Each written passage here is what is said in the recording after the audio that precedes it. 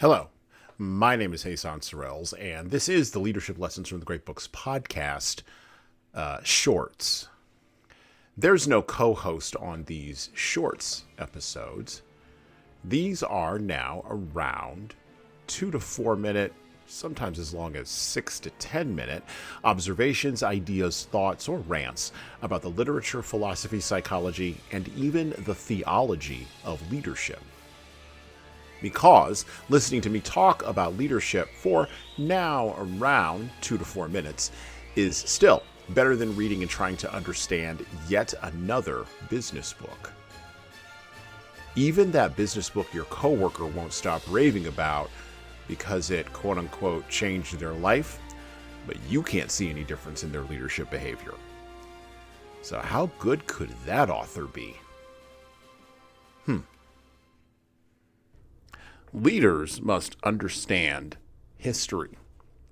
And one of the challenges of reaching the height of managerial culture in the 20th century was that American leaders began to view history through the lens of never-ending progressive expansion, or the J-curve, consistently going up and to the right. We can, perhaps in our time, lay such thinking at the feet of the baby boomer generation, those cohort of people who both served and died in Vietnam and were hippies and yuppies much later. Now that cohort of people is retired and moving on from the historical scene, and their influence is being debated, retconned, and critiqued by subsequent generations who grew up and lived in the backwash of their historical point of view, such never-ending progressive expansion is also up for critique. The idea that history is just a tale of never-ending progressive expansion runs counter to the view held throughout most of human history by most people in human history, that history itself runs inevitably and inexorably in cycles, and that those cycles match the seasons of agriculture as well as the seasons of life.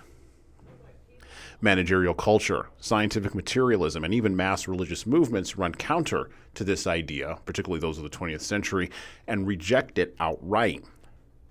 Yet, these cycles still run our lives and are reflected in the pitiless considerations of nature and the sentience we ignore that stirs deep in our souls and rears its ugly head through our movies, music, and books, especially our science fiction books, particularly of the late 20th century, gives release to the unease of the 4 post-World War II generations who suspect, quite rightly, that maybe, just maybe, the cyclical model of history is not yet done with us. What does all of this have to do with leadership? Well, if history has cycles, and cycles are inevitable, woven into the fabric of reality, and if the hubris of managerial culture, scientific materialism, and even mass religious movements is to be rejected by future leaders, then a healthy consideration of the cycles of history and the consequences of rejecting the impact of those cycles is incumbent upon leaders who are walking around right now to acknowledge. Said another way, we need to get vacations to the moon for sure before the next historical cycle of chaos inevitably rolls over us in the West. And well,